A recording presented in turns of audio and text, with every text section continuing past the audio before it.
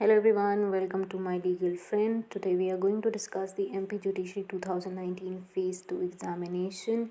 The notification for the same was published in September 2020 and the last date for the final submission of the application was 5th of November 2020. We will discuss about the syllabus and the breakup of marks and the strategy to approach the exam so that we can increase our chances of selection. We are not going to discuss the syllabus in detail as I suppose that you guys might already have gone through it.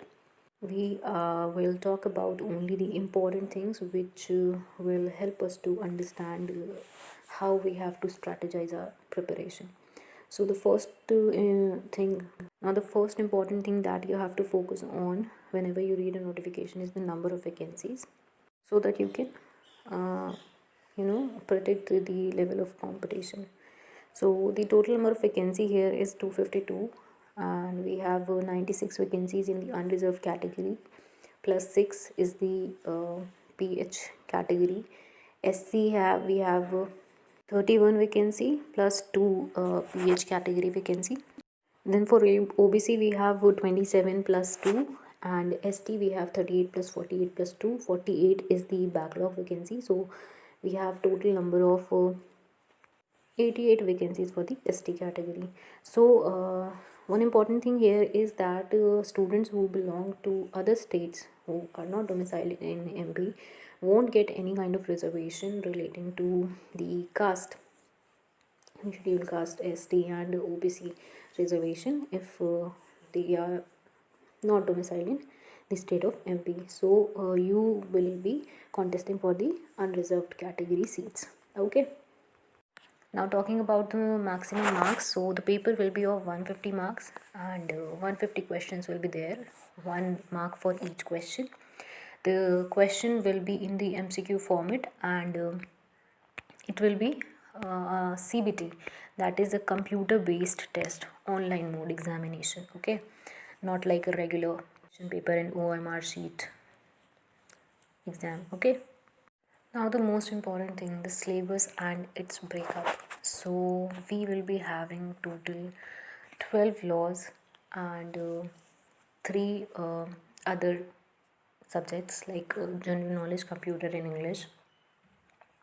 Now the first and the most important thing is to see what subject carries what percentage of marks in the examination. Okay, so that you can concentrate on those subjects more as compared to those who are less scoring subjects.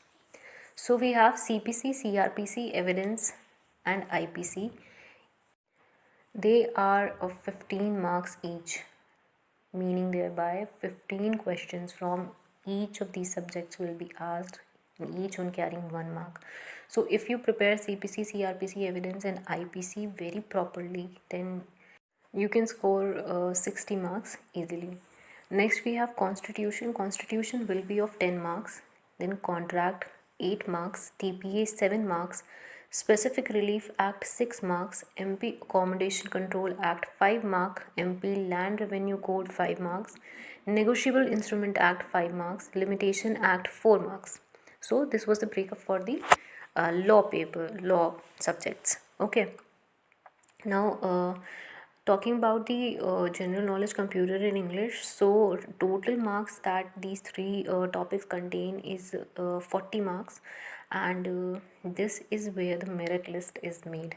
Okay, so we have to assume the fact that everybody who is preparing for judiciary is very much acquainted with the law subjects. Okay, so the area where you get a chance to jump into the merit list is the other subjects that are asked, that for example here we have general knowledge, computer and English. So you have to not only brush up or polish your law subjects, but you have to work on the other subjects which are part of the syllabus of various state judiciaries so that you can cut through the merit list. Okay. Now for GK and computer, I would suggest you to go through Lucent, and for state GK, that is GK of the MP state in specific, you can buy any book available in the market. So there are a lot of books available. You can visit some shop and go through them, and whichever suits you, you can buy that. For English, the basic English is asked. You really don't need to prepare for that, but if you are weak in English or you belong to Hindi medium, then you can go through some grammar textbook. Okay, talking about the law subjects, so here you have to understand one thing, that MP judiciary focuses mainly on bare acts. So you have to go through the bare acts in, not in detail, but you should learn the index by heart. You should know what thing comes in which section. This is the main area of focus for the MP state judiciary exam. Okay, now an important thing to note here is that this strategy of concentrating more on the index part of the law subjects is based on the analysis of previous year papers. So don't be totally dependent on the index, but be acquainted with the concept as well. But you should concentrate on index more, because in the previous year questions, the concentration of the board was on the index only. So this would be our strategy for the MP judiciary pre-examination, that is concentrating more on the index of the law subjects, then going through Lucent for general knowledge and computer, and learning the basics of the English. Now talking about the cutoff of the exam, so cutoff of MP judiciary goes very high. Out of 150, the cutoff sometimes go as high as 130. So you really need to keep that thing in mind. Now one reason for this high cutoff might be the no negative marking scheme of the MP judiciary, but then again, scoring 130 out of 150 is a big task. So yeah, that's it about the video. I hope you guys liked it, and it might help you guys in any manner whatsoever. So thank you for watching this video. Do take care of yourself and your family, and work for your dreams. Okay, all the best.